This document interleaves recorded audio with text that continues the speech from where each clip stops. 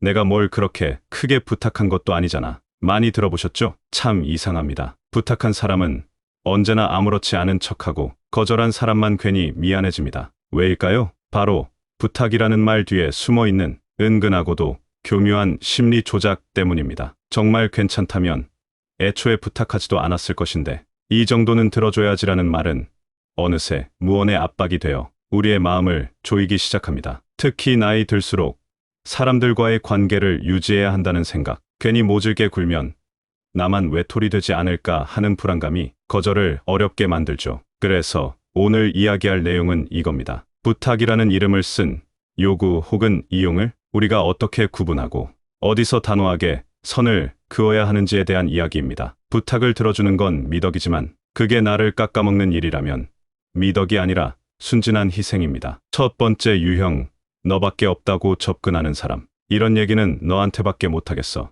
내가 너 하나만 믿고 이야기하는 거야. 이런 말로 시작하는 부탁은 대부분 경계해야 합니다. 처음엔 감동을 주는 말처럼 들리죠. 나를 특별하게 여긴다는 느낌도 듭니다. 하지만 이 말은 의무감을 떠안기려는 기술이기도 합니다. 이런 사람은 대부분 이미 여러 사람에게 같은 말로 접근하고 있을 확률이 높습니다. 그리고 그 말에 넘어간 사람부터 골칫거리를 나눠서 맡기죠. 더 심각한 건 거절하면 야, 너밖에 없다고 했잖아. 실망이다. 이런 식으로 도리어 정서적 죄책감을 주기도 합니다. 이런 관계는 시간이 지날수록 감정적 갈취로 이어집니다. 무조건 거절하세요. 진짜 소중한 사람은 자신의 부탁 때문에 당신이 괴로워지는 걸 원하지 않습니다. 두 번째 유형, 부탁을 거절하면 인간관계를 걸고 넘어지는 사람. 야, 우리 사이에 이걸 거절해? 이건 명백한 경고입니다. 지금 부탁을 들어주지 않으면 당신과의 관계를 끊겠다는 은근한 협박이죠. 더 어이없는 경우는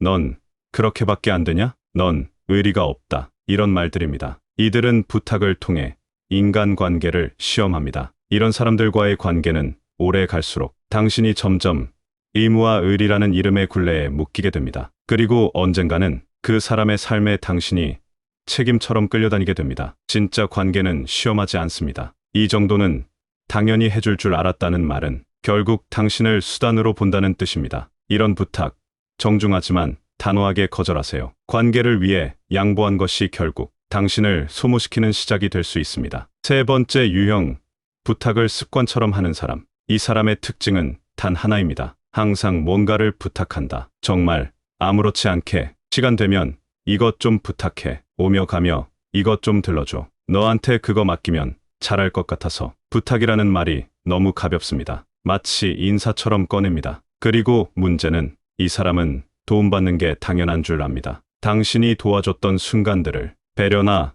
호혜가 아니라 서비스처럼 생각하죠. 전에 그렇게 해줬는데 이번에도 좀 해줘. 넌 그게 뭐 어렵다고 그래? 넌 항상 잘 도와주잖아. 이쯤 되면 부탁이 아니라 기대 혹은 요구입니다. 이들은 당신의 좋은 성격을 이용합니다. 거절을 못하는 사람, 미안해하는 사람을 알아보고 정확히 노립니다. 이런 부탁은 처음부터 기준을 세워야 합니다. 호의가 반복되면 권리가 됩니다. 그리고 권리는 당당해지고 당신은 점점 거절할 수 없는 사람이 되어갑니다. 네 번째 유형, 너만 할 수 있는 일이라며 추켜 세우는 사람. 너 말고는 이런 거 할 사람 없어. 그 센스 있는 건 너밖에 없어. 너니까 부탁하는 거야. 이 말에 흔들리는 사람들이 많습니다. 왜냐면 인정받는 느낌은 참 달콤하니까요. 하지만 그 달콤함 뒤에는 책임을 떠넘기려는 의도가 숨어 있습니다. 진짜 잘한다는 이유로 부탁하는 게 아닙니다. 내가 하고 싶지 않은 일,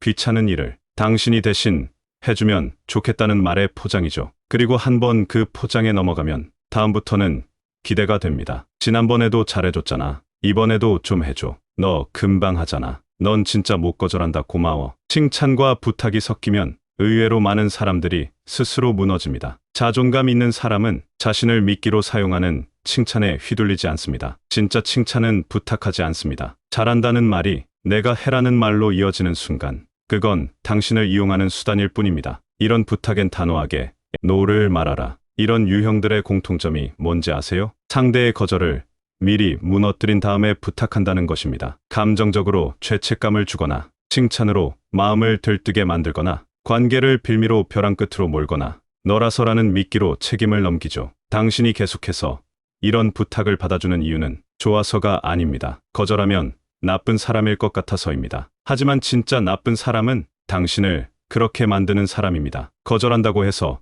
관계가 끝나는 거라면 그 관계는 애초에 건강하지 않은 겁니다. 그리고 중요한 건 한 번 거절했더니 떠난 사람은 결국 언젠가 당신을 탓할 사람이기도 합니다. 부탁은 들어주는 것이 아니라 선택하는 것이다. 부탁은 도움이어야지 부담이 되어선 안 됩니다. 어떤 부탁은 사람을 이어주지만 어떤 부탁은 사람을 무너뜨립니다. 나이 들수록 관계를 지키려다 나를 잃는 사람들이 많습니다. 정중하게, 그러나 단호하게 선 긋는 법을 배워야 할 때입니다. 그건 이기적인 게 아니라 나를 지키는 최소한의 방어입니다. 세상엔 거절당해 마땅한 부탁이 있다는 사실을 기억하시길 바랍니다. 이 영상이 여러분께 작은 위로와 변화를 가져다 주길 바랍니다. 구독과 좋아요로 응원해주세요. 댓글로 여러분의 이야기도 나눠주시면 더 많은 분들과 공감할 수 있을 거예요. 오늘도 함께 해주셔서 감사합니다.